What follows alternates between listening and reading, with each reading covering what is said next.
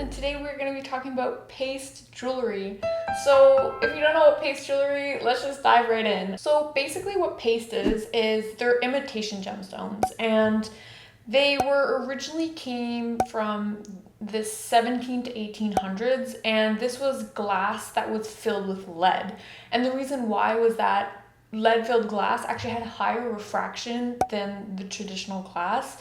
And so this is why it had become very popularized in the jewelry industry, because it was made to imitate diamonds essentially at the fraction of a cost. And so it became very, very popular during this time period. Lead-filled glass has been around for a much longer time before that. It is still around today. You would know it under the name of crystal. So any of those fancy glasses that your parents or grandparents have in their cupboards, that is going to be called crystal. Back in the day, it had up to 60% lead within the glass. Today, I think it's down to 24%, but basically anything that has up 10% and up is considered crystal. So glass has been around in jewelry for a very long time, but it was really Frederick George Strass who invented paste jewelry as we know it, and had also promoted it in a way of gemstone simulations, because before that, simulated gemstones and synthetic gemstones wasn't really popularized in that sense. Like, they existed here and there, but it wasn't what it is today. He had gotten so much praise that he'd actually become the appointed jeweler to King Louis XV at the time, which is very cool. Paste jewelry was actually worn by royalty. It was actually seen as something of value, even so much so that every woman at the time had a paste piece within her jewelry collection. Another thing is that people really loved it because unlike diamonds, you could have very large pieces of paste and you could have them cut in many different ways, in many different shapes, at a relatively low cost, right? You're not going to be wearing like carats and carats of diamonds. This made it more accessible to everybody. It allowed them to have more fashion pieces. And then they also liked it for theft, right? If you get a paste piece stolen, it's not going to be the same thing as if you get a diamond piece stolen. It was also popularized within jewelers itself. This wasn't reserved to only, lower end jewelry fabrication. It was also high-end jewelers who would actually incorporate paste into their jewelry. They would have the same settings as they would set diamonds, but for paste. So what is paste actually? So paste is basically, it's glass that is filled with high contents of lead. A lot of the times it will actually have like a metal sheet, like a metal foil placed on the back end of the stone, which helps it accentuate the fact that it looks more like a diamond. And they can really mimic any gemstone. So oftentimes they would have different elements. For example, if they added cobalt, it would turn blue. If they added gold, it would turn red. If they added iron, it would turn green or yellow.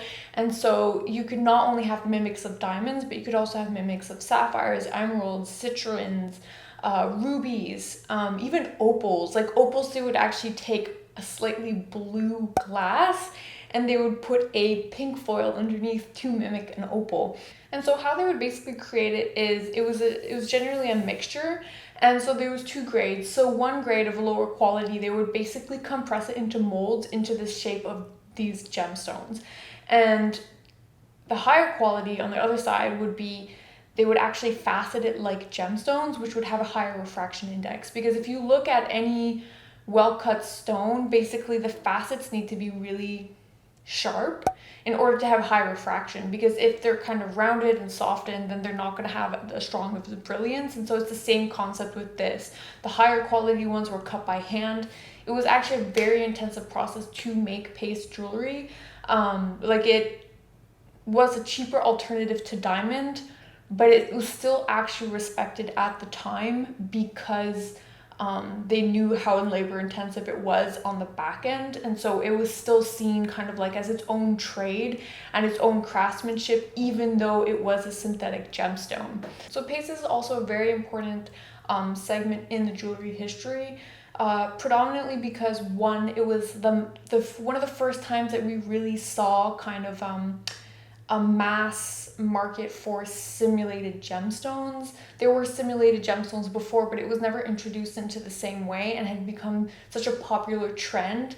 But it's also interesting because in comparison, if you look at diamond jewelry from the time, there's actually very few pieces that still are around today. And the reason for that is actually because diamonds over time, because of their high value, families would often repurpose the diamonds and extract them from the gold, remelt the gold down into new pieces instead of buying new ones because it was too expensive. And so finding pieces, genuine diamond pieces from that time is very hard versus paste jewelry, because it didn't have a high value in terms of materials.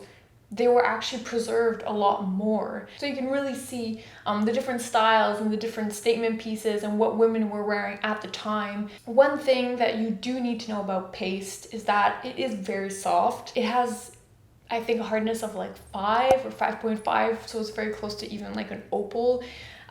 So unfortunately, a lot of the pieces that we do have today from those periods are very worn down. It is a very good indicator that they are the real deal, because they just don't withstand wear and tear like diamonds or sapphires do. If you're looking to see the difference between paste and gemstones, one of the very easy ways is to actually look for bubbles. Paste tends to have little bubbles, and if you look closely with a loupe, you should be able to see them. That's a very good indicator that it is paste. It also doesn't conduct heat very well, and so to the touch, it will feel warm. You can still find paste today. The process obviously has been refined since the 1700s. Prior to that, they used to actually like glue a metal foil on the back. So today it's a little bit different of a process. It's actually a vapor deposited mirror like finish onto the back of the stone. Probably is a little bit more durable, I would assume. So the process is a little bit different, but it is still around. A lot of people actually still know it as Strass because it took on the last name of the person who invented it, George Frederick Strass. Yeah, so that pretty much sums it up. Obviously hit the like button, hit the subscribe button. We come out with weekly content on historical things, everything to do with jewelry, gemstones, so make sure you subscribe. Bye!